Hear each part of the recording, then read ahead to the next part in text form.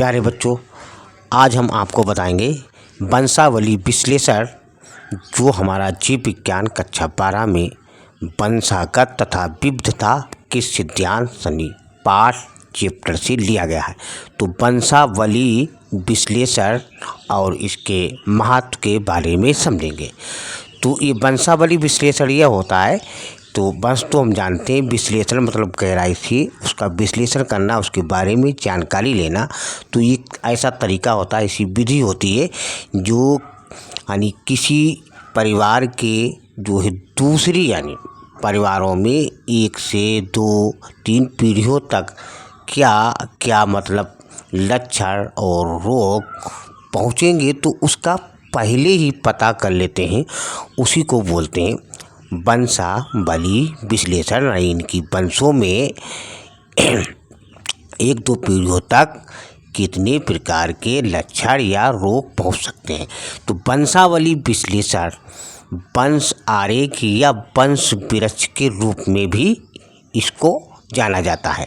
तो वंश वृक्ष के रूप में कुछ आनुवंशिक विशेषकों ट्रेट्स की वंशागत का 2 या 2 से अधिक पीढ़ियों का अभिलेख 2 या 2 से अधिक पीढ़ियों का अभिलेख वंशावली अभिलेख कहलाता है। इनका विश्लेषण अध्ययन ही इनका जो हम विश्लेषण करते हैं, अध्ययन करते हैं, जानते हैं इनके बारे में, उसी को वंशावली विश्लेषण कहते हैं। ये लक्षण मानव रोगों से संबंधित हो सकते हैं या बिना किसी महत्व के। अब महत्व क्या क्या है उसके बारे में जानेंगे। इसी मनुष्य में कंट्रोल यानी जो संकरण होता है वो संभव नहीं, अतः आनुवंशिक विकारों का अध्ययन वंशावली विश्लेषण से किया जाता है। दूसरा है किसी दंपति यानी जो पति पत्नी होते हैं, तो उनको उसकी संतान में होने वाली असमानताओं के बारे में पहले ही बताया जा सकता है।